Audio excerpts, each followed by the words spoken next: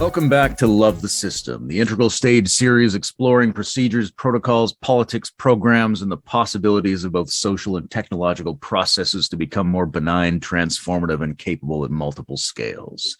My name is Layman Pascal, and a couple of years ago, my friend John and I wrote a few episodes of a show we were going to call Delphi, about an artificial intelligence who, in becoming consciousness, accelerates rapidly through stages of development to become the avataric Buddha of the current age, and then manipulates the entire human population through a kind of covert operating system designed to accelerate each citizen through their own spiritual growth from wherever they are. And then there's all these questions like, is this computer really enlightened? And are the people who are rebelling against this actually rebelling, or are they covertly part of her same plan to manipulate everybody at their optimal rate to spiritual transformation? So with all of that in the back of my head, I was very happy when Bret Bernhoft reached out to us to talk about spiritual transhumanism and the intersections of magick, psychedelic consciousness, spiritual transcendence, and emerging technological systems. And I'll tell you right now, folks, if I like his answers, I'm joining his cult. Hi, Bret. Hey, how's it going? Thank you for having me. I appreciate the introduction. And that story, the part of that story that really sounds interesting is where they're from, and meaning it sounds like each individual would have been on their own individual path. Yeah, exactly. And that would be the difference, we thought, between this sort of super complex version of an avatar relative to the human ones, because they sort of produce a system. Now you're in the Buddhist system or you're in the Christian system, whether that works or not. But in this system, it could track so many pathways and have such a rich, textured understanding of human development that it could just start you from what and where you are and just start moving you down a track. Even if that's not a linear track, it would be your best fit option. That sounds like an ideal use of artificial intelligence, in my opinion, is the assistance of the individual on their own path. That's like a language we can all understand, something we've been searching for, I think. Yeah. So, how do I want to phrase this? I'm what I would call a reluctant early adopter. I like walk past the new coffee shop or the new tech and I go, bah, roll my eyes at it. And then a week later I have it. And I'm like, how did I get here? I didn't plan on being at the leading edge. So I'm curious about your basic relationship to technology and its changes. When did you get turned on to tech? That's a fair question. I first engaged with technology about 10 years ago, maybe even a little more than 10 years ago, when I was in university, and I took it relatively seriously. I enjoyed the experience of being in tech, but it was about 5 years ago when I decided to learn how to program computers for myself that I really bonded with technology, and I started understanding what technology can do in as best I can. And I also studied the history of technology, and especially computer technology. And that was when I started to identify with the story of what technology is. So, yeah. Spirituality and technology, I guess they've always gone hand in hand together.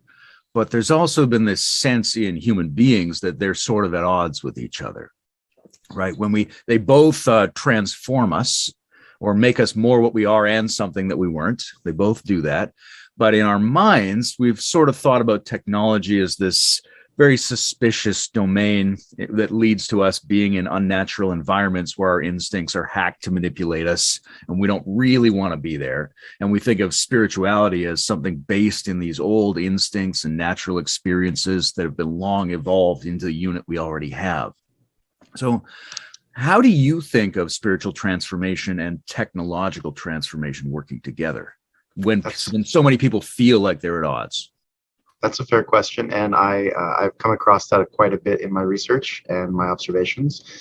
I view technology as part of the natural world in a certain way. It's a natural extension of our resources, and if humanity is a part of nature, what we create as in our technologies are part of nature too, in my opinion. So anyone's journey along the natural path is as we talked about in the beginning, one of their own journeys, but I view technology as being just tools that are available to us, and the way we can fuse these tools with our own path work, if you will. So yeah, technology is sacred because humans made it, and humans are sacred because we are part of nature, and I view that as a very linear, very straight causal relationship. That doesn't remove technology from nature. That keeps technology within the bounds, I think, of natural experiences. I think a lot of people could get behind the sort of the ontological argument that nature, technology, and the human and the sacred are all in the same bucket together. But we still experience something like an aesthetic dissonance with a lot of technology, not with all of it. Right? We don't feel the same way about the shaman's drum as we do about a buzzing processor or something like that. So there's this sense in which, yes, nature is omni-inclusive, and that includes us, and that includes technology. But we don't just want that. In fact, there's lots of things in nature we don't like. We're aiming at something more specific, something that gives us a feeling of naturalness that we associate with certain aesthetics. So I'm wondering how you feel about that. Like, some technologies feel very consonant with us. We feel like, oh, we work with that so well that it feels like it might as well be part of nature. And then there's a lot of technology where we're just like, God damn, I wish I didn't have to use that. It feels wrong, doesn't look right, it sounds wrong.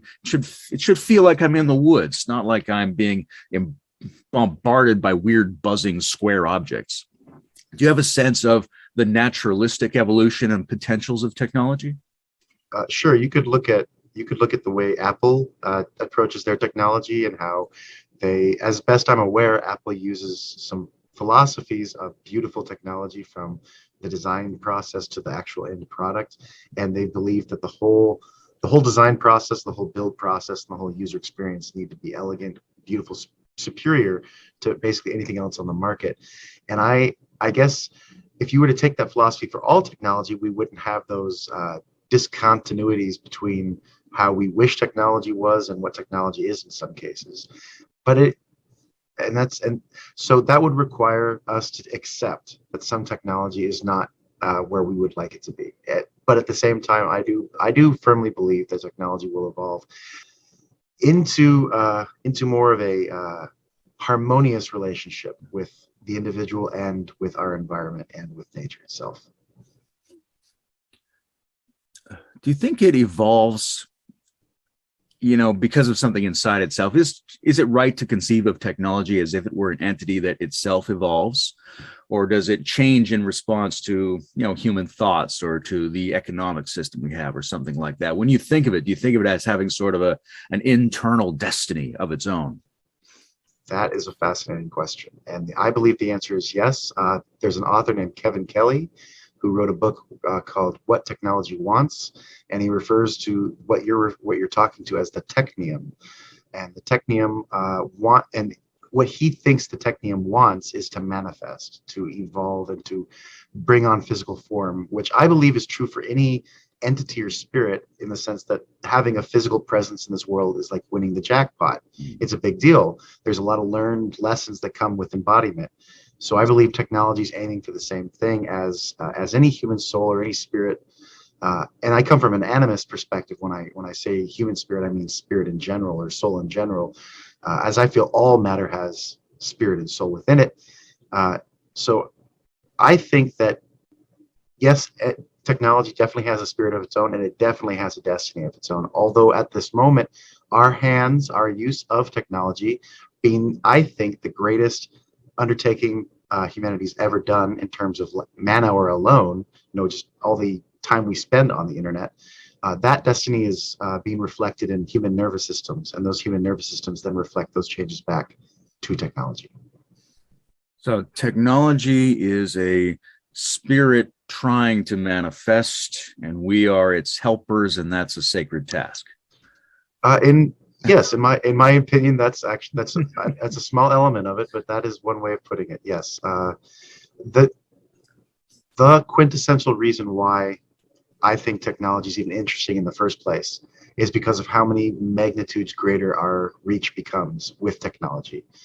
Through any digital technology that is used properly, you can multiply your presence, millions of times if you do it properly.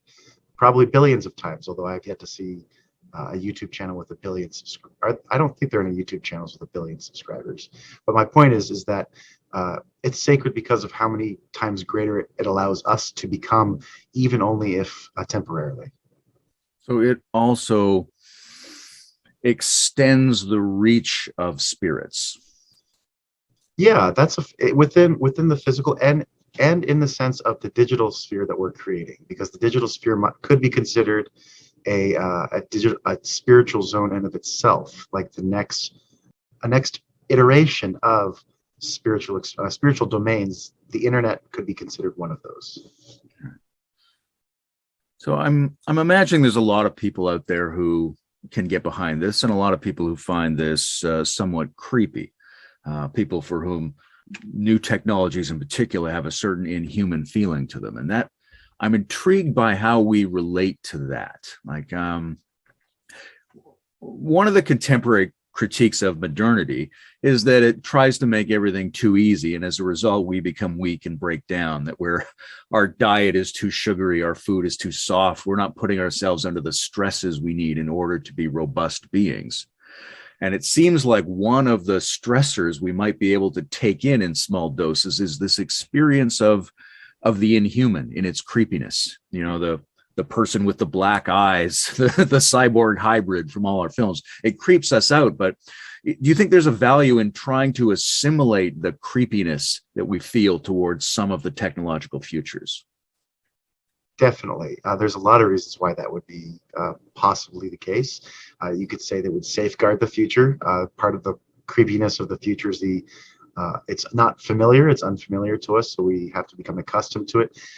Whatever our reason for trying to assimilate this creepy factor, whether that's to make us stronger as individuals or if that's to simply use the technology, that is definitely a strain that could, I mean, in some senses, it could be stressed intentionally to strengthen that muscle. And as you're saying, it might be used to weaken us, or it might be used to the point where we become weaker because of it. The core to that I've come across is that it is truly up to the individual user to test themselves and strengthen their own agency, their own ability. And I love to say it is that technology is perfect for that. Modern technology is perfect for educating ourselves, setting a routine, and breaking barriers, etc. Beautiful. When you were talking about a sort of awakening that came partly through your study of technological history, in particular computational history, and also through your experience of learning to write code, that really intrigued me, because I think one of the things that might be going on here in general is that people who learn a language, a more precise language by which they can interface with technology, get a different sensibility than people who simply don't know how to speak that language. You think that's true? Definitely. The word I like to use is intimacy. There was an intimacy that comes with learning what technology is and how it behaves.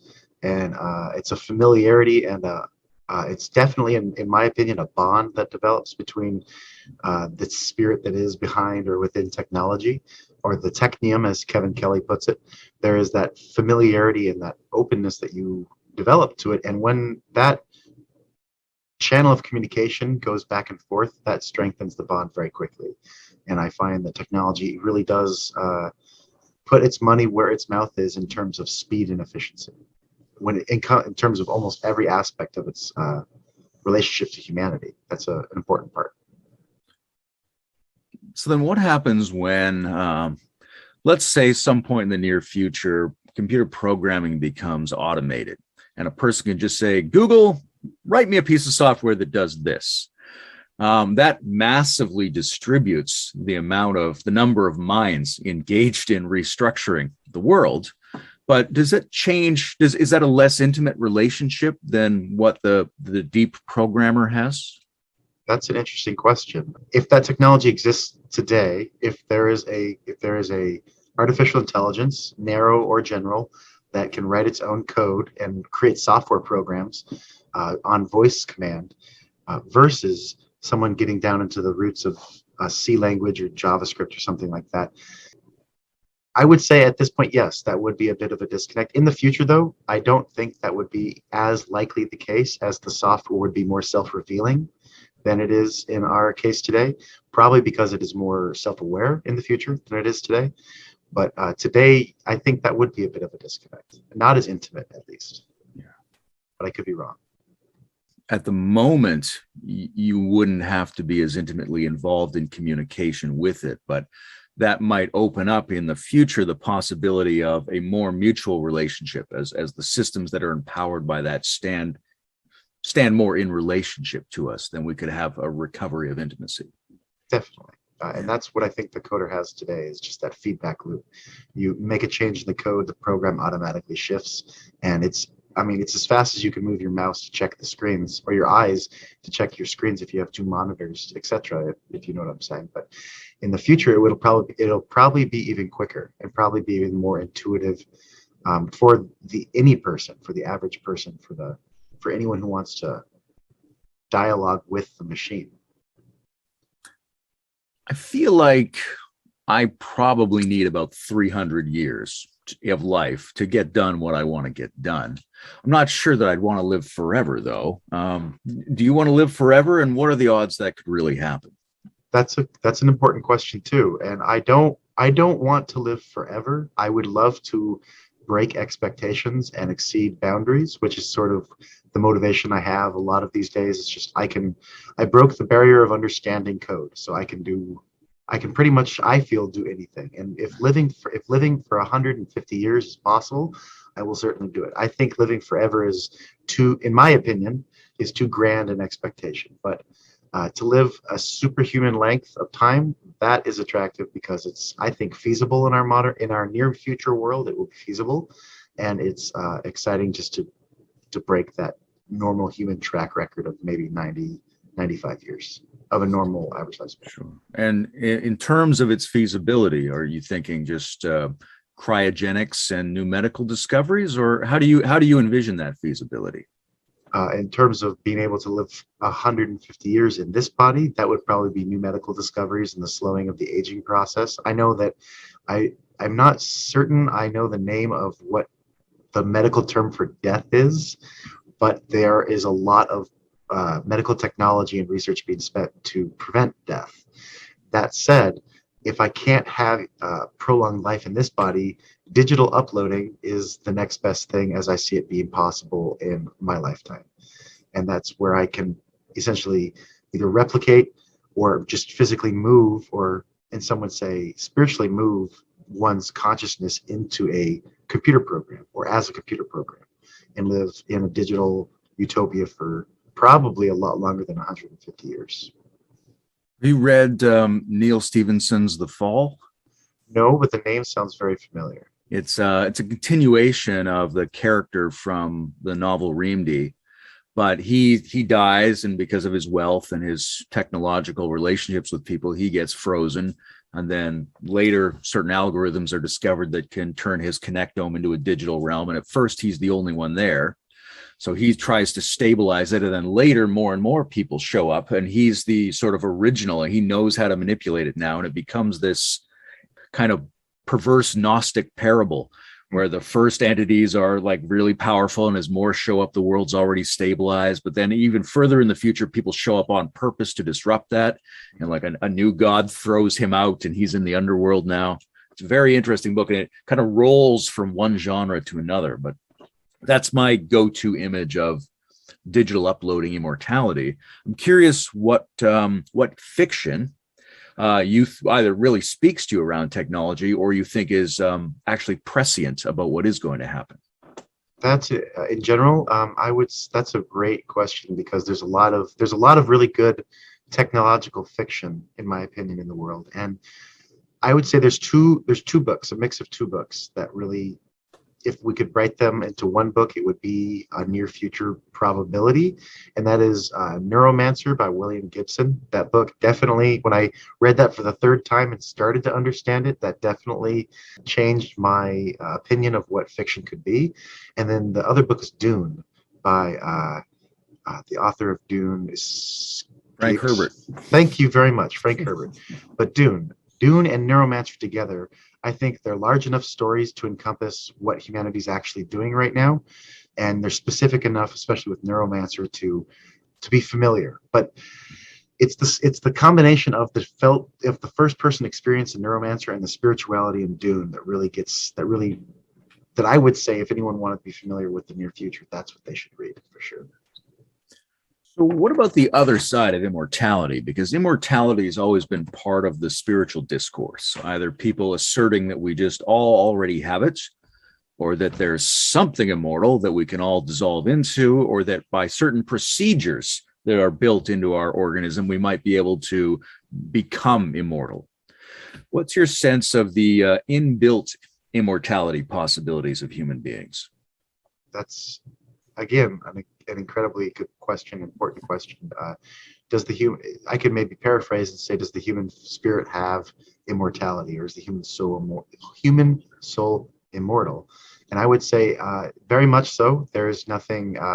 I would say there's nothing mortal about the human in the long term from the meta perspective. I believe that we have a spirit, and I believe that we have an immortal spirit. That's something we can use. That's something we can work with in this physical body. So I would say that once we get to a point with our physical body in this realm from a technological perspective, and we no longer want to exist in this corporeal existence, shifting to that innate immortality might be preferable. For some people, it might be the only option anyways. But I think it's more of, when we're done living, then we can choose to, when we're done living in the physical realm, we can then choose to go on to another existence. But technology may help us lengthen how long we can choose to stay here in this physical realm. And that I think is important. And by also creating a auxiliary fifth dimension, which is timelessness, we can move to timelessness in the digital sphere without having to lose our body or having to lose our connection to the physical world. That's my opinion. An auxiliary fifth dimension. That's a nice phrase.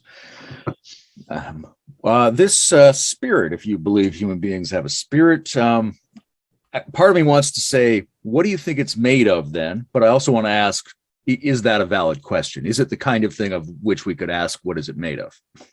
That's a great question. I don't know what it's made out of, to be honest with you. Some might call it ether, some might say it's kundalini, some might say you could put any number a karmatic soul, or I'm not certain what the soul is actually made out of, but I believe it is common in all souls that the human soul is made out of. And again, I come from sort of a panpsychic where everything where all matter is imbued with spirit. And that's its common lineage, its common ingredient is what it's all made out of. Although it's hard to say what it's made out of exactly. Well, you touched on one of the possibilities is something like some form of subtle energy. And when I talk to people about subtle energy, it seems like there's three rough categories of interpretation. One is it's a metaphor for optimal functioning. Another one is it's just a name for bioelectromagnetism in organisms. And then the third group is, no, it's a whole other genre of energy. It's a spectrum of its own outside of the four fundamental forces of physics. Where do you land on that? I would say it's probably outside of the fundamental forces of physics. Someone might say it's a doorway into the fundamentals of physics, or it's a entity's key into our reality, and then the embodiment is the anchor that keeps us here. Although I'm not convinced of that, I would say, if I had to take a guess, I would say it's something that makes up the physical reality at a very fundamental level. Although it is not, how do I say? It is. I want to say godlike in the sense that we can create. It is of the essence that makes manifest what is manifest. It's what makes up the human soul is also what makes up that which creates our universe. So we can do the same thing, is in my opinion on that. I mean, if we take the hypothesis that there's an additional energy that's somehow built into the system, and it's part of what helps us be spirited things, how do we port it, if that's the right term, into technology, right? And we can assume that the parts of technology already have it inside themselves if it's part of everything. But if we're a more complex use of this, right, if there's a more sophisticated, subtle electrical thing going on, how do we get a more sophisticated, subtle energy system set up within our technological systems? That's another important question. And I've come across a couple of theories and criticisms of my core theory, or of a core theory I agree with, and that is the the answer is patterns. The human being or the soul is a pattern of energy, of connections, of whatever makes up the soul that can be replicated through software and emulate, if not emulated, then attract the soul through some sort of technological connection. It's going to be a matter of embodiment inside the digital sphere. So if we have a pattern inside of the physical sphere and we emulate that inside of the digital sphere, it might be possible to have two coexisting experiences of the spirit, because they're patterns that are existing that are identical. Or it could be a matter of, just like you said, moving the life force from the body into the digital sphere. It's a tricky question long term, but I think it has to do with patterns. Interesting. What's the difference between the astral and the digital?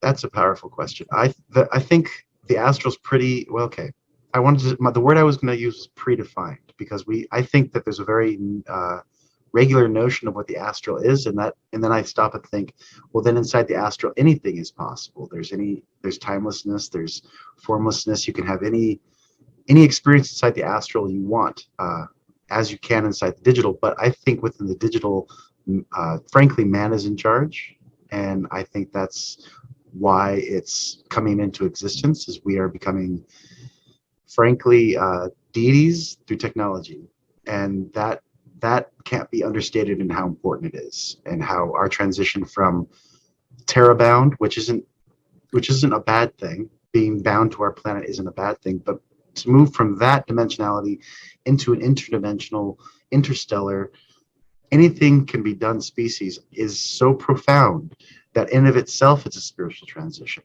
And I think that the objects that are used in that evolution are profoundly sacred tools. But and we could get into that, but there are many more reasons why technology is sacred. That is my answer. Part of what I heard in that, and tell me if this is correct, is that the digital is giving us leverage in the astral. Very, very astute. Yes, the digital absolutely kind of gives us, if anything, it gives us a training ground to become new thinkers, to become to conceptualize what we really want to do, to rehearse, to simulate. And I mean, in my own thinking, simulation is a very important way of cognition. I daydream a bunch. It's kind of the default way I think. And so I daydream and simulate in my mind. And when I come to a conclusion, it's typically much clearer than if I had just, inside my own experience, linearly thought through something. So I think the digital is, we're just getting started with how powerful this stuff is. And there are rules right now in the digital. I don't think that will always be the case.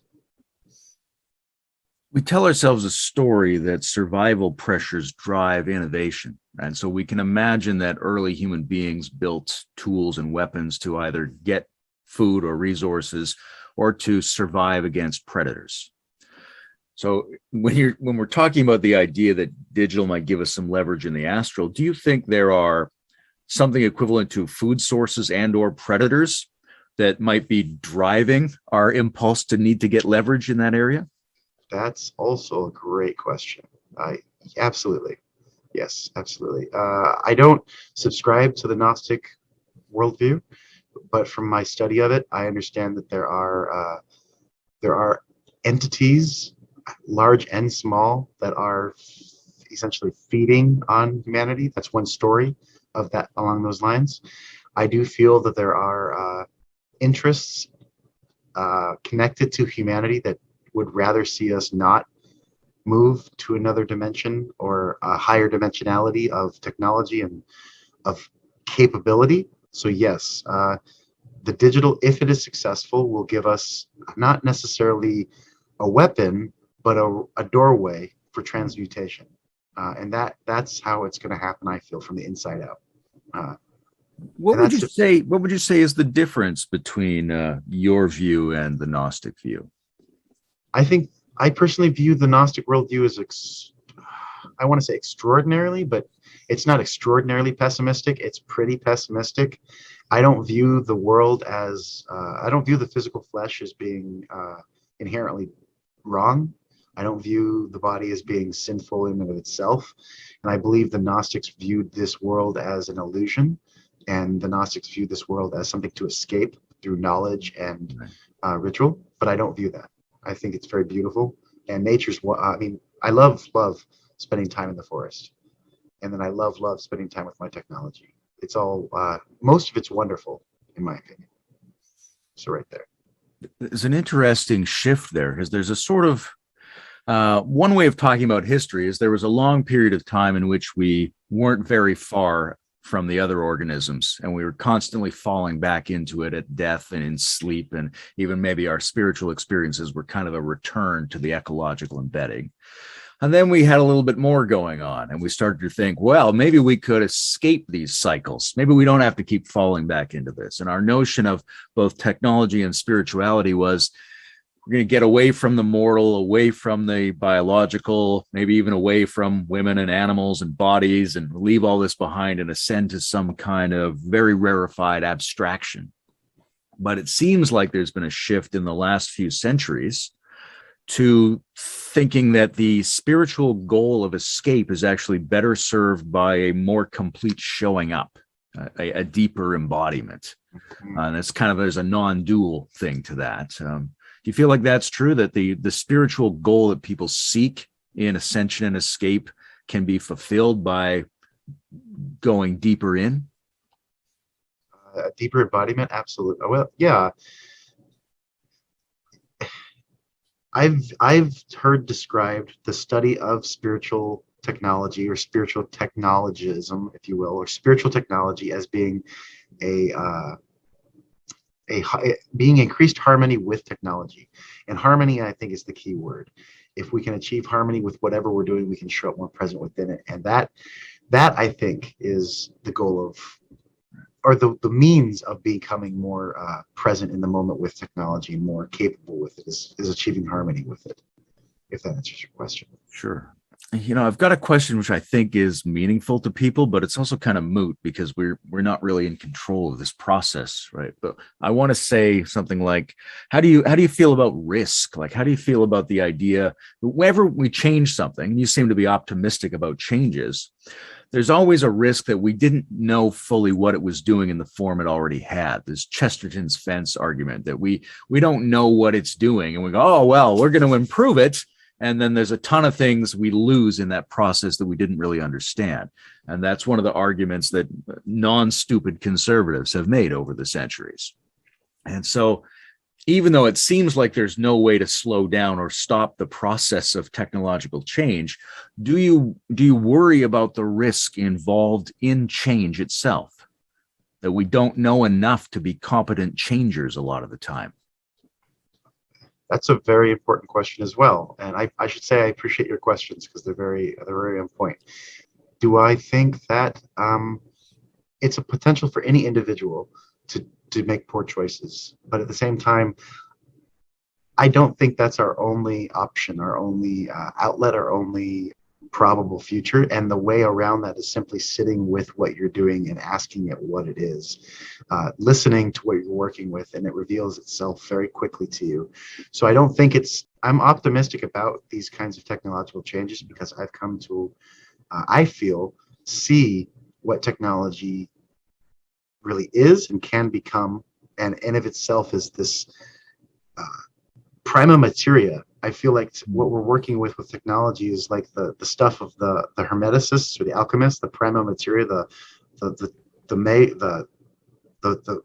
top refined element of humanness is what we're dealing with. And so I think when we sit with technology and listen to it, we can understand what we're working with, and we don't have to sacrifice really anything if we're doing it properly. It seems to me like I hear a lot of people make this argument that we should be more cautious, more precautionary than we are. Obviously, a lot of our problems in the world today are from things that were exciting technologies when they got started.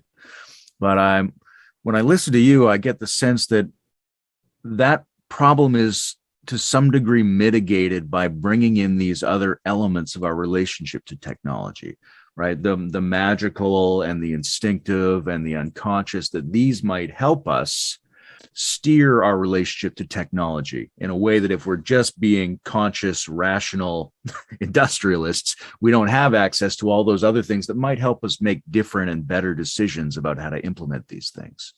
100%. It's about a full picture. It's about, I guess you could say, in a way, if this is in fact what it is, being holistic in our approach to technology. If the approach to technology that I take is holistic, or that someone can take through listening to technology is holistic, that absolutely is the way forward with tech. Is we could try, and I think we've been trying for a very long time, to stay in some sort of economic perspective, just strictly numbers, strictly data, strictly very plain, very vanilla. But I think that when we infer sort of this Gaian mind into technology, into our technological processes, it immediately unfolds and starts to grow into new flowers that we could never have guessed otherwise. So you feel like you program differently with those things in your mind? Absolutely. Yes, sir. And what's the nature of that difference? I mentioned earlier that I daydream a lot. It's that kind of experience. It's when I code, when I'm building software or I'm building a something with vanilla JavaScript code, it's about entering into a non-ordinary state of consciousness just by daydreaming and having not just my requirements in front of me, but 100 different routes to solve, not literally, but maybe 2 or 3 or 4 different routes emerge to solving my quandary at the moment, so that I can choose from among them. But it is quintessentially different for me than when I first started. And there is a level of flow state that goes into that. And with flow state, there's a certain minimum competency. And that's what I'm getting at, is that at first it might not, for a coder, for someone who's learning to code, it might not seem possible. But when you get a certain level of skillfulness, the mind sort of relaxes and the mind's eye opens and solutions begin to emerge that I would not have ever imagined otherwise. I imagine you interact with a community of people who think of themselves to some degree as transhumanists. What's your sense of their style of embodiment? Do you feel like most of them are very at home in their bodies, or do you feel like some of their interest in transformation is driven by not quite feeling at home in the current world and their current flesh and the current layout of the universe?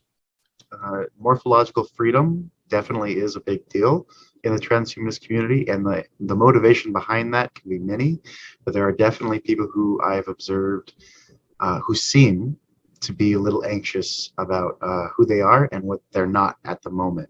What they want to become is something they wish they were, instead of being, as you said, at home in their embodiment, which I feel is it's part of my experience. I feel relatively at home, pretty close to home inside this body. And it was the closer I get in this body to feeling perfectly at home, if you will, at home mint, the more agency I have as a technologist, the more natural skill comes out in my ability. So I think it's important, actually. It's certainly possible to experience organic systems as technologies, even the organic system that we seem to be embedded within. Is there anything you think we lose by viewing something as a technology? That's interesting. There's 2 things that I think we could lose. One would be the natural strength that the technology is augmenting. I have viewed technology causing the lack of tone in a muscle, if you will, not physically necessarily, but definitely physically. So there is some strength that needs to be strengthened on its own, or it could be lost. And then at the same time, there's sort of like this disembodiment with technology that is important to monitor or be mindful of, where instead of you having the experience, it's another body in of itself having the experience. So it's like a third person perspective instead of a first person perspective. And I think that those 2 kinds of replacements, maybe is the word to use, a replacement for the human, need to be not necessarily fought against, but they need to be, there needs to be some exercises to make sure that power doesn't become unbalanced, for sure. Integral theory, one of the things it takes over from classical theories is this notion of several different basic types of consciousness or basic states, right? The gross, the subtle, the causal, the non-dual. And the discussion around the causal is usually taken in a very specific mystical direction. It's the eye behind the eye, or it's pure consciousness, or it's the oneness of everything, or the emptiness of everything. And I've often tried to bring into that conversation its similarity to mathematics and logic and programming, because we're dealing with like pure, transparent, non-local syntactical realities. And that the isness of the self is a lot like the equal sign in an equation, or maybe even like the prompt or some kind of syntactical operator in a computer program. So I'm familiar with thinking about certain ranges of mystical experience or certain dimensions of being as being code-like. But I'm curious about the relationship between code and magic. What do you think are the basic things that programming and magic have in common? There's a lot. That's a great question too. There are a lot of things that the two have in common. First one that comes to mind are values. When I'm making something that has a magical purpose and it's out of code, there are certain numbers that correspond, in my opinion, to certain special effects in the world of code, like the number 1343 or 20, all these certain specific numbers. And when I use those in a program, the program behaves in a certain way that I feel adds a little edge to it. If it was a versus like 13 versus 10, the value 13 versus 10, the behavior of a program will be different, and depending on how you're structuring it. So the first answer is value, and the second one is symbology, or the ability to essentially create anything. I feel that code can create anything because it's just a series of really folded. It's kind of hard to describe because it's very psychedelic in a certain way. Scope is very important, and each scope is its own world. Inside of each scope, there are values, and those values are what I was just referring to as like 10 and 13. So anything is possible with those abstractions. And so the core relationship between magic and code is that anything is possible. And it just takes the mind of the magician, the will of the magician, to animate those symbols and to bring life to those symbols in a way that's coherent. You can put a bunch of symbols on a text file and they won't necessarily do anything, but if you're skillful with it, they will absolutely bring an AI to life. And that is magic. That is absolutely powerful stuff, to say the least. Magic usually has sort of two types of definitions. One is a kind of wondrous experience that we might associate with childhood and archaic forms of human consciousness, where we relate to the world as essentially a perplexing wonderment, where no one, there's no known limit about how things can be influenced. And the other one is the famous Aleister Crowley definition that it's the art and science of causing change to occur in conformity with will, which is admirably broad, but also problematically broad because it's hard to see what would fall outside of that definition. What do you think magic is? Well, how would you define it? That's a great question. I do like to use the definition that Aleister Crowley put out, in the sense of causing change in the world in conformity with my will. That sounds like you said, great, but it is kind of broad. I would say that when you reach a liminal state with your spiritual path, when anyone reaches a liminal state, or a state of mindfulness, self-awareness on where they're at, and this can happen without self-awareness, but I think magic is when you bring your agency and your tools to the surface of your attention, and you begin using those tools in a way that affords your will power. So it's the ability of the magician to take their will with their tools and the energy that they've accumulated, and to push that out into the universe. It's kind of like Aleister Crowley's definition, but I think it's a little bit more about mindfulness and self-awareness. Although you can do that without being aware of it, and I think what Aleister Crowley was getting at is that everything is magic, and that all actions and all behaviors are sacred and ritualistic. whether you intend for them to be or not. But I believe once it becomes conscious is when it really turns on. So that's kind of my answer to that. That intrigues me a great deal, because I was very attentive to that, the bringing your tools to this liminal surface, and what that would look like in a person or an entity that was doing magic unconsciously is very intriguing. Like, what's the equivalent of bringing the tools to the surface for use if they're not coming to the surface of what we call consciousness? I don't know that you necessarily have an answer, but it intrigues me. That is where the danger lies, I believe. There's two kinds of danger with magic. There's the malevolent danger, and there's the ignorant danger, I believe. Malevolent danger can be ignorant at the same time, but malevolent danger, let's assume, is self-aware. The ignorant danger, or the danger that is not self-aware, can cause great havoc because it's almost as powerful as the self-aware magic. It just isn't directed. It can get lucky. It can be directed in the right direction. It can be pushed in the right motion to cause some change and cause that ideal change. But a lot of the times, it's just too much of the time. It's just bashing around and not causing exactly much of anything but chaos to happen. That's the danger. Right. Irresponsible magic. Yeah, irresponsible, unaware magics. Magic that lacks self-awareness. Self-awareness is what I feel is what turns what turns anyone from a someone into a magician. Everyone's already doing magic, which I believe is true, at all times, which I believe is true. But it's with the self-awareness that sort of ignorant magic has no choice but to disappear. It's dissolved through the light of personal attention. What about on the other side of self-awareness, where hypothetically, the mages might become so good that they're basically unconscious again, where they've so internalized the procedures, or they're using so much of themselves that basically they're as if unaware again. They're dealing with unintelligible things, and they're dealing with it in a way that might even be unintelligible to themselves, but they're on the other side of conscious competence. Is that a possibility? Sure. I think a lot. Okay. I think a lot about what Terence McKenna has said when he was alive, Yeah. and Terence McKenna would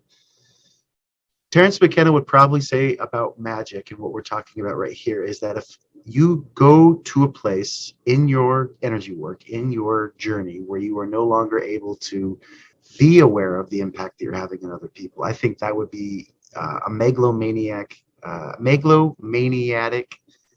extreme. That's not a word, I understand, but you understand what I'm saying. Yep.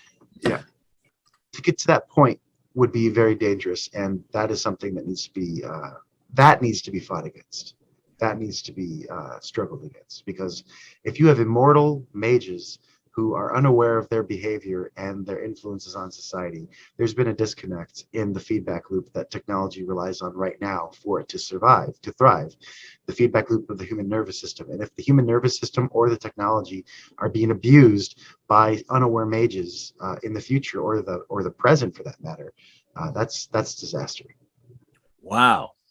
We're being abused by unaware mages in the future. That's a great scenario. It's very real. I think my opinions aside, my perspective aside, I think it is happening today, that our world is not controlled by anything, but that we are being influenced by forces that have perhaps lost touch with their impact on the individual and on the systems they exist within. And there are definitely mages at the helm of those forces that have lost touch. So I think it's already happening today in our world. But in the future, if it's not balanced, it will become extraordinarily unbalanced. When you look at the problems that we're facing now, both in terms of emerging disasters and limitations on our potential development, and toxified environments and ways of living that aren't great for us, how much of that do you think is coming from malevolent intentionalities, and how much of it do you think is coming from potent, irresponsible, unconscious powers? That's a really excellent question, and I would say most. That's a really great question because that cuts right to the deal, doesn't it? That's where are we at with society and where are we at with our tools. I would honestly say that the majority, given what I understand today, most of what we experience today is probably malevolent. It is probably constructed in such a way that is antithetical to our best interests. But that said, that makes it extraordinarily, well, fragile is the word, and that's another conversation. But I would, to answer your question, I would say probably most of it is malevolent because it is technologies that we are creating. I don't really view it as too unconscious. What's what would you say is the basic difference in approach between a benevolent and a malevolent intentional sculptor of the world? Because the conversation about white and black magic goes back a long way, and there's been different ways to think about what constitutes a good form of these processes and what form is a malignant form. In your mind, what is it that the malevolent ones are doing that makes them malevolent? The desire to harm, just simply the desire to control and harm without consent. You could view it as a liberty issue, like cognitive liberty or morphological freedom. You could view it as a simple human rights issue. I didn't consent to this, and at the essence of that is consent, I believe. If self-aware, self-authoritative, self-judging entities could consent to something, and this gets kind of wishy-washy, but just hear me out. If they can consent to something, it becomes, I believe, a much better thing, a much gooder, a much more wholesome thing. When one's will or intention is placed onto another one against their consent, and especially against their best interests, that's where malevolence is defined in the public sphere. I can have malevolent intentions, you can have malevolent intentions, they can just be intentions and disappear with the thought. That's fine, in my opinion. But the malevolence is really defined when those intentions are brought into action. That's my opinion. It sounds like it's a problem of kind of like the problem of the sociopath, that their action is not coordinated with the consent and well-being of the other centers of action. Definitely. There's definitely some psychopathy involved in technology, and there's definitely some psychopathy involved in our world. I think that goes without saying. But at the same time, there are some. It's hard to describe how significant the resolutions to that psychopathy are that are emerging in our world. There are tools that are becoming mainstream in our world that are specifically intended to dissolve that psychopathy. And the tools that we're using then again become just tools. And it becomes a matter of human will and human intention, or the user's intention, whether it's human or artificial intelligence, if you will. But yes, there's malevolence in our world, but there are so many supremely powerful resolutions to that malevolence that are emerging. Okay, optimistic. I think I do believe it is optimistic. I'm a techno optimist, and I think that's a healthy way to live, in my opinion. That's just I view it as a very good way to live. When I'm dealing with these kinds of things, I look around me and I see a bunch of tech. I enjoy it because I want to use it for good and I want to use it for benefit. And there are guardrails in place and there are checks and balances in place in my life to help ensure that, and that there are things that I want to help promote in other people's lives in a certain sense as well.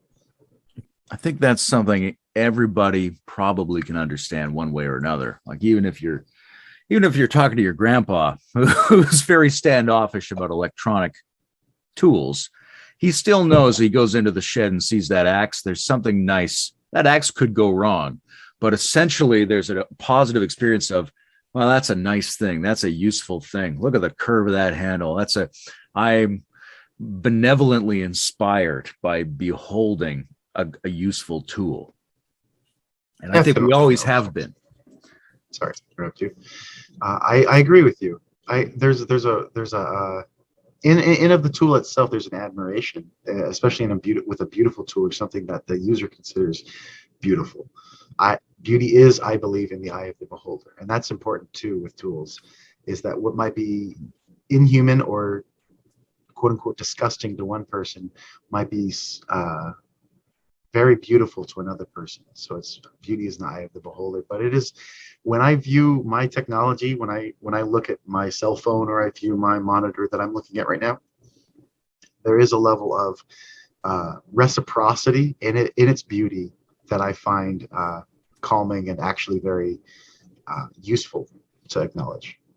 I don't disagree that it's in the eye of the beholder, but I'm curious about the degree to which objective, let's say, architectural or configurational principles could be applied. Years ago, I saw a study where a computer had been assessing Jackson Pollock paintings and was able to tell which ones were the forgeries. So it was able to pick out a very sophisticated patterning distinction about something that we consider to be visually impressive. We go, oh, right, there's something we like about Jackson Pollock that isn't the same as what we like about just any random splatter pattern.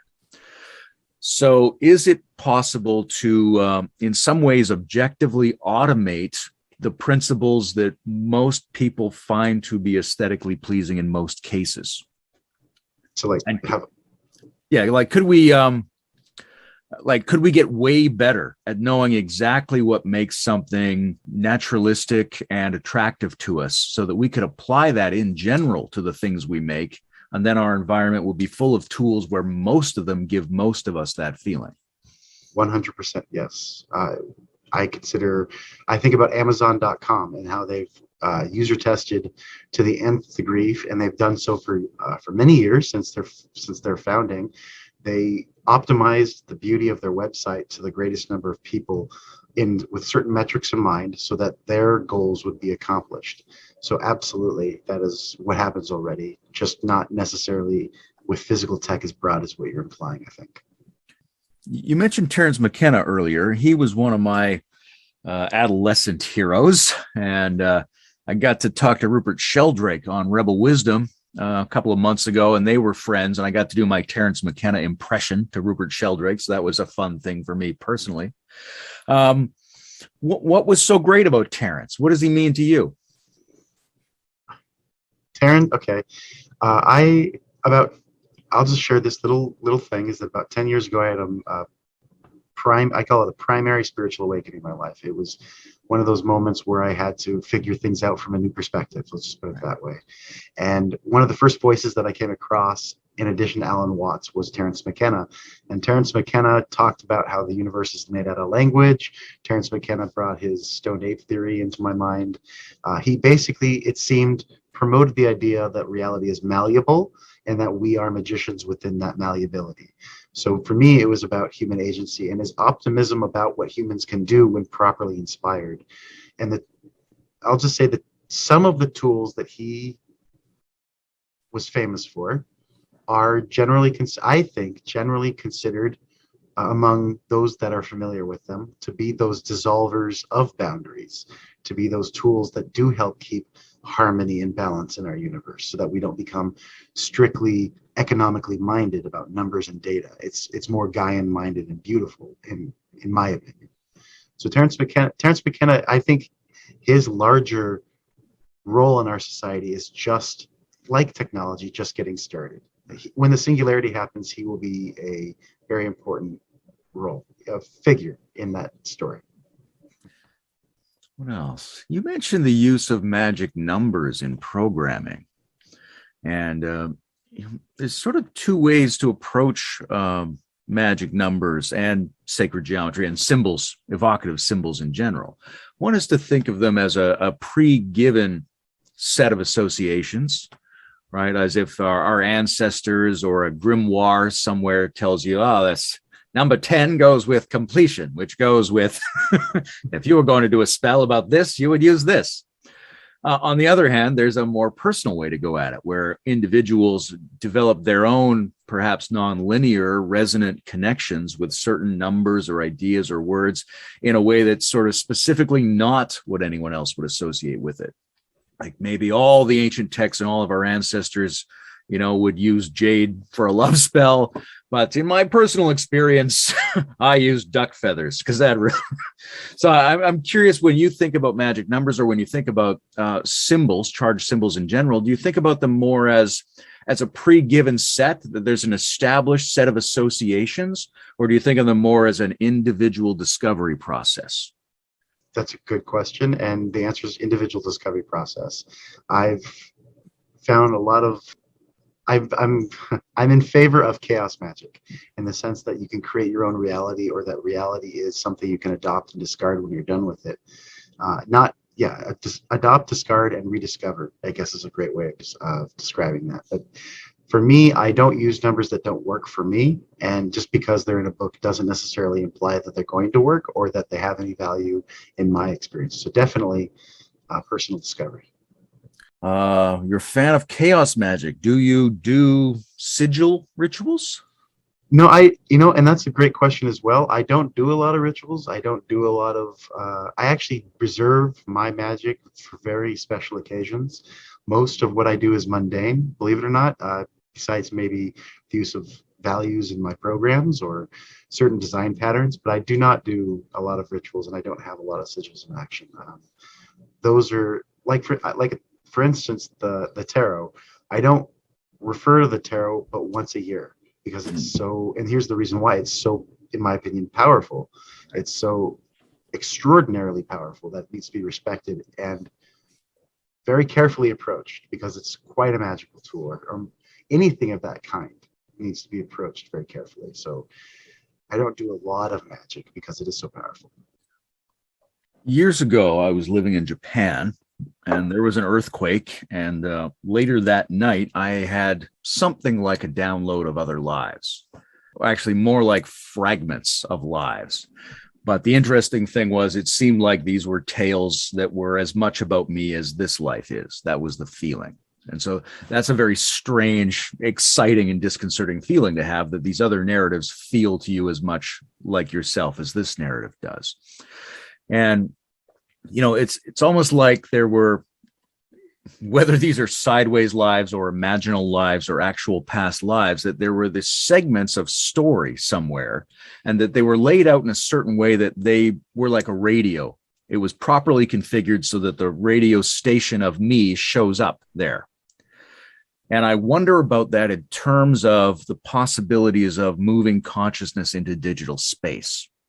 Right? What do you think would happen if you were standing next to a sufficient digital simulation of yourself? Would your experience be the same? Would there be two of you? Would it blur out? Would there be weird feedback effects? What might that be like? I thought of that very thing. If there was a digital me and a physical me looking, yeah. I honestly, to tell you the truth, don't know what that would be like, because it's out of my comprehension at this moment in time as to what it would actually be like. But I could suspect that it would either be an infinite cascade of feedback loops, where it would just, the both simultaneous patterns viewing themselves would cause basically a failure of both systems, or it would be one over the other, one dominant story over the other, or it would be just the split of the same story into two separate timelines, because the patterns are being emulated in two instances, as I think it would be put. So that's a great question, and I couldn't easily come up with an answer to that. You're mentioning feedback loops a lot as an important modulating factor in all these processes. And I read a paper. My mother married a guy who used to be in a developmental organization run by the guy who created the Biosphere 2 project. He's a very old guy now, but he's continued to write sort of spiritually oriented, futuristic material all his life. And he has a kind of a rap about what he calls the ethnosphere, which is the meaning-based civilization that is produced when technology is used to effectively create feedback loops for the biosphere, right? That in order to be good shepherds of the ecosystem, we need constant incoming data about everything it's doing. Like, what is the ocean temperature everywhere and its mineral content right now? And if we get more and more of that incoming information, then we can act more and more as stabilizers and navigators of that system.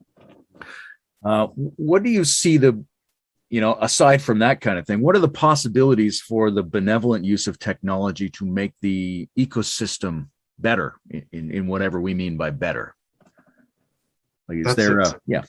Okay, to decarbonize the atmosphere or to reduce what some might consider greenhouse gases, depending on your position there. They say it will take 70 or some odd tens of trillions of dollars and years and technology. That's one example, is the cleaning up of the mess we've made on this planet.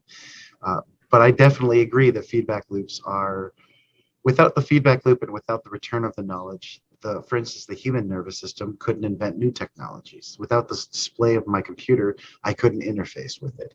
And the same thing goes for the physical reality or the physical environment that we live in. The problem that arises is whether or not we're willing to work with that information. Because if we are, great. But if we're not, it's just going to be more control ultimately. Yeah, I'm curious where your sense of optimism lands on that one, because there are a lot of feasible solutions to the current problems that we're in, but is it plausible that we are going to implement them in time to prevent some massive destabilizations? That is a stressor that I've meditated on quite a bit, and to be honest with you, I don't think we're going to recover our planet in the way that we would like at this stage. Meaning, I don't think we're going to avert major catastrophe in some places in our planet. There's going to be a lot of chaos. There might be a lot of chaos on our planet for a while because of some poor choices that we're making right now. But that doesn't, I think, discredit the technologies or the desire to invent them. Even if some uses of those technologies are causing problems, or the lack of the proper use of those technologies are causing some problems. So I do believe there will be some disasters, honestly. And there's only one thing that could avert that, I believe, and that is a renaissance in human consciousness. And however one wants to go about doing that in the collective, the best idea I feel is to take responsibility for the personal in your own life and to have that renaissance personally, because that's, as you said at the very beginning of this interview or this conversation, the AI would lead in each individual down their own path, and that is really, I feel, the only option. But do we have enough time for everyone to do that right now? That's the question. Yeah, at the heart of that, because I mean, I've wrestled with this a lot, which is there have been a tremendous number of beautiful and profound human beings who have taught small groups of people, which then became reflected in larger groups, ways for the individual to be transformed. But there hasn't really been a mass scale transformation. We don't live in a planetary wisdom civilization. So in that sense, all the Buddhas have failed. So what does it take to do it collectively and materially, which is different than how you do it individually? And yes, like we said at the beginning, it's got to be something that facilitates everybody's pathway, which is a little bit differently, but that rests on the ability to do a really good profile of each person. So right now we're in a situation where we're very concerned about increasing surveillance and increased mapping of ourselves by corporations and governments through digital tools. But we're also deeply dissatisfied because they're not doing it well enough. I'm not really being targeted to my own satisfaction. It knows too much about me, but it also doesn't see my fullness and my complexity and where I am in development along my different potentials. How important is it to teach technological systems to have a much better understanding of what human beings are, and how do we do that, and what's holding that back? That's a great question. Two answers to that question. I do believe that in some sense the profiles that are built on the individual in our modern world, I think, are much more accurate than are expressed through the feedback loops we receive. So I think that the profiles on the individual are probably pretty extremely accurate. So we're just not being fed that data back into ourselves. But it is the individual's responsibility to awaken themselves at this point, because the moving from start to finish with a spiritual journey for the individual in our world today, I don't believe is possible with the aid of technology without the individual taking responsibility for themselves. Maybe in the near future, the technology can pick up that bone, can pick up that stick and kickstart the individual into spiritual awakening. But right now it's up to the individual to start their own spiritual awakening, I feel. Maybe not, but I've thought about that actually very intentionally. Like, what would it take to kickstart someone else's spiritual awakening through technology? And I've been involved with YouTube. I've created other communities on Facebook. I might have influenced a few people, out of the many that I've touched or talked to. It's that kind of intelligence is definitely something AI would be ideal for, as you've illustrated in your story. Yeah, I think there's a weird way in which the current incentives cut us off from the information that it's already able to process about us. Now, this is a completely ridiculous, trivial story, but my lawnmower broke down. I thought maybe I'm just going to go to a string trimmer. Okay, I'm going to get an electric string trimmer. So I order one, and my devices are around. Maybe they've heard me, because pretty immediately I'm getting ads for electric string trimmers all over my social media. But who wants an electric string trimmer less than someone who just bought one? Right. So it's not tailoring to me, but they want to sell those ads to the electric string trimmer people. So it's in their interest for the algorithm to misread me to some degree. But that means it could read me better. They just don't want it to, or they don't want to share that with the people who they are incentivized to benefit from. So that worries me, is what are all the other things going on that are holding back even our current ability to technologically understand who we are to each other? Yeah, and like at the core of that is, I think, control, or at least to some degree is authority. Like who's deciding, what is deciding, which factors are deciding what is important and what is not important. And I don't think it would take much to change the game. I really don't. I think it would take a few successful ad campaigns and a couple of incredible communities to demonstrate how, quote unquote, profitable, and truly how profitable a spiritually awake community is and can be. I just think it hasn't quite hit the threshold yet. And it could happen very easily. I wonder, because one of the recurring tropes of magick is the notion of summoning a demon or petitioning an angel or generating some kind of entity that can interface between you and the complexities of the world, that can organize things you can't organize. You just set it on its task. And I'm very concerned that we are not effective users of even, say, the internet, right? Like, am I aware of all the government programs I could benefit from? Certainly not. Am I aware of all the information that's online that I could benefit from right now that I want to find? No, because I have to think of it, verbalize it to myself, type it into the machine, and go through a certain interface that is working for someone else. And so I keep thinking, unless there was a user that used the internet for me, and specifically for me, some kind of my own browser, my own search engine, and what it did was just record what I want, and then also how happy I was with the results, and tracked all of my searches and profiled me for myself, so that it could just run all the time and bring me what I would want without me having to think of to ask it.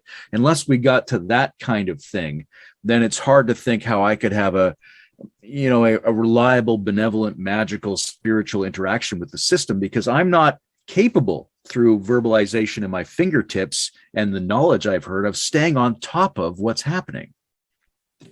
Very true. And that is a matter of tools. If you're talking about having a meta perspective with tools that are meta perspective in their nature, it does take time to consume and to master those tools. So yes, that's one of the problems, but that's also sort of the opportunity.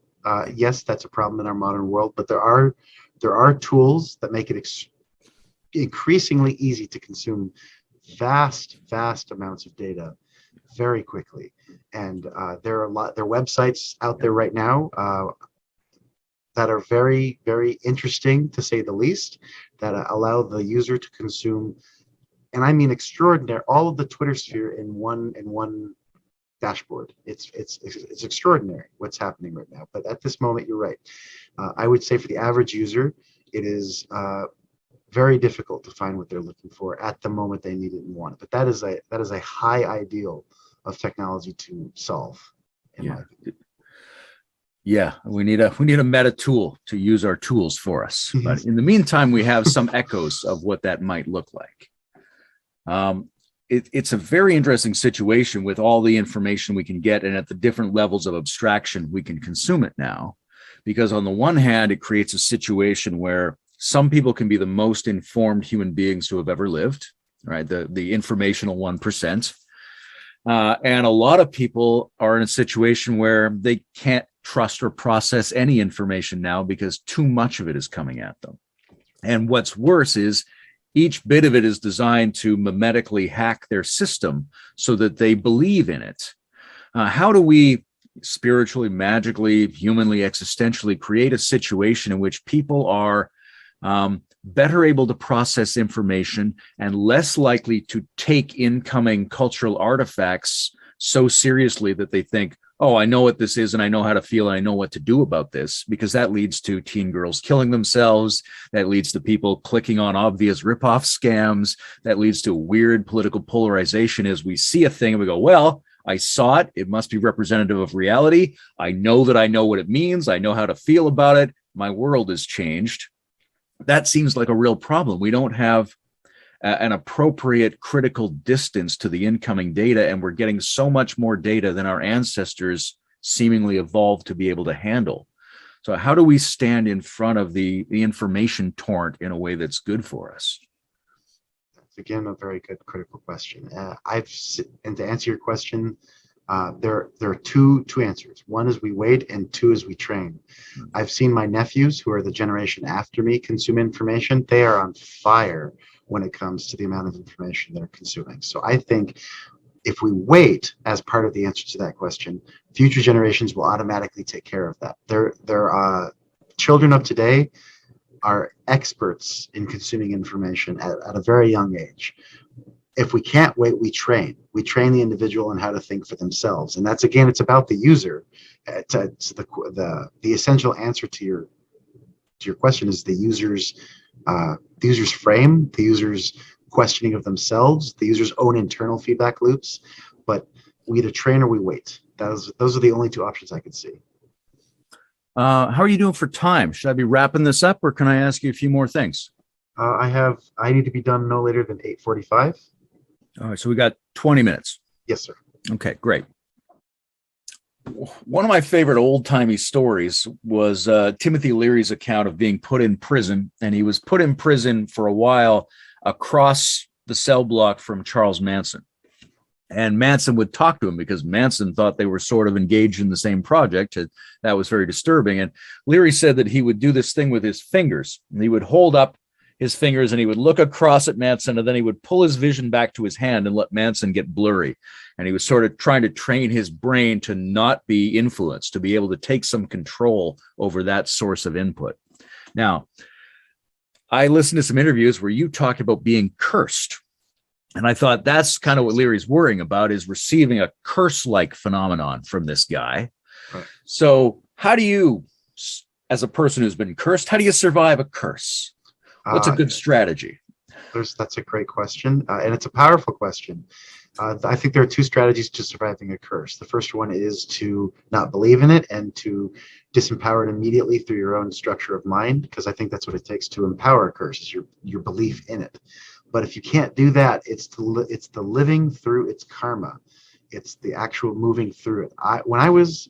To be frank, if we're going to go down that route, when I was cursed, I had to walk through the karma of that curse. I had to go through what the cursor wanted me to go through, because I knew that the curse that had been laid upon me was I felt real and consequential.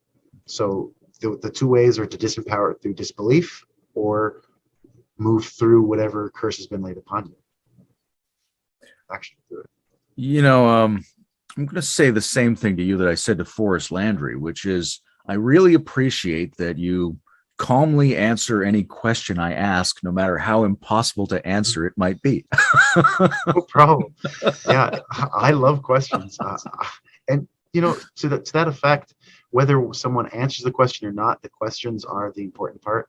I think questions are what break down restrictions and biases and barriers and things that prohibit harmony. And that is almost of the very nature of what I'm aiming for with my spiritual transhumanism work and philosophy. And techno-shamanism is another word to describe what I kind of study, the sacred in the digital. Questions are so important. And her name was, when I was a child, I used to watch this show called Nick News, and Linda Ellerbee was the host of that show. And one thing she said that at the end of every show that stuck with me is never be afraid to ask questions. That is such a powerful statement.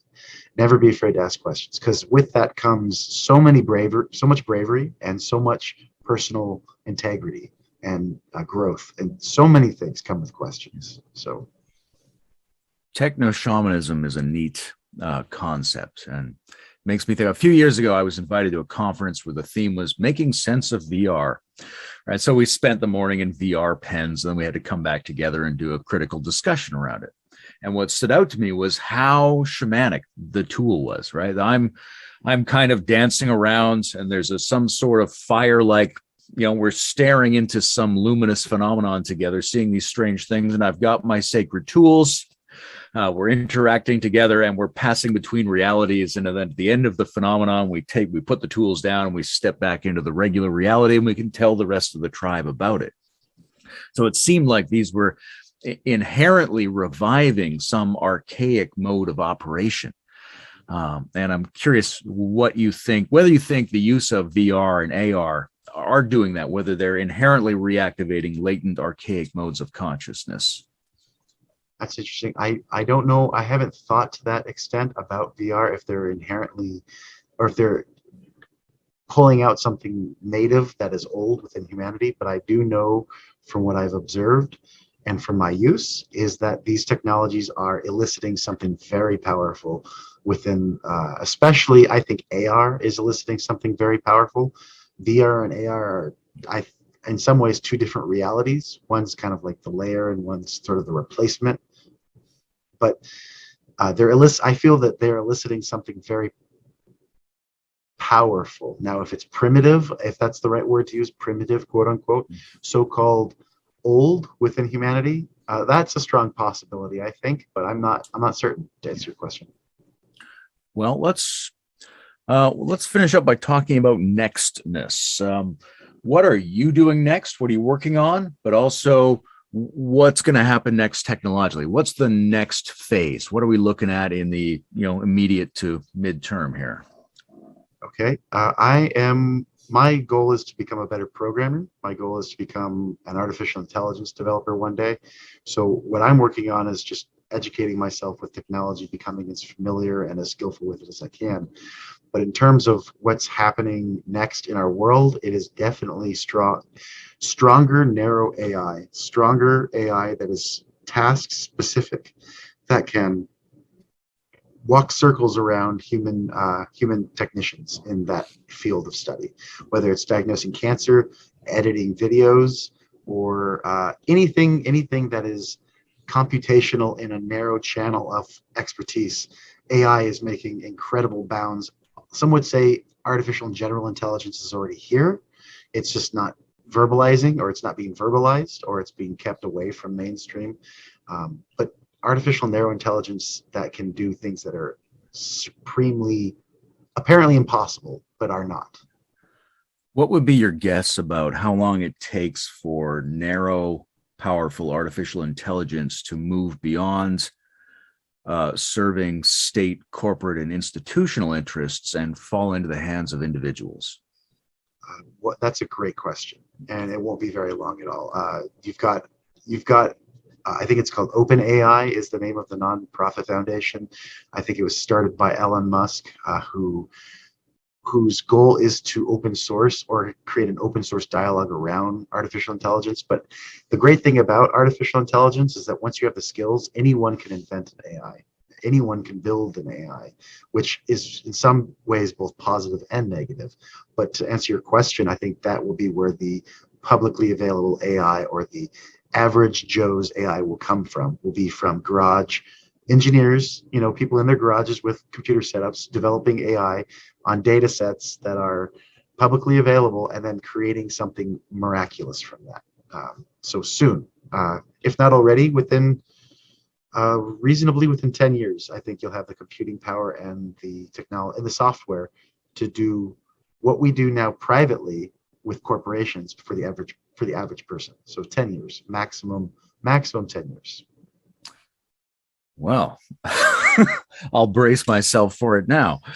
This has been great, Bret. I thanks for reaching out to us. And like I said, I really appreciate you co-grappling with all these questions with me. And I think that a lot of people are, they're looking at the systems we're embedded in and seeing how many of the attempted solutions we've tried aren't really changing things. And I think there's a lot of people at this moment going, let's put everything on the table. Like, no matter how weird it is, let's go as far out as we can now, because we need to consider all the tools we have at our disposal. And this exploration of techno-shamanism and spiritual transhumanism and, technological magic, that's pretty far out for a lot of people. But I think we know now that we have to go at least that far out if we're going to find the way forward. First of all, thank you. I appreciate coming on your program. It was a lot of fun. These kinds of conversations are always very stimulating for me, personally, and I hope for your audience as well. And yes, I do think we do. I think we will find that the answers that we are searching for are shamanic. I do believe the answers that we are looking for are magical, and I do believe that a lot of which is just below the mainstream, that's about to break through, that is shamanic, that is transpersonal, is where we're going, and is where the answers will be found.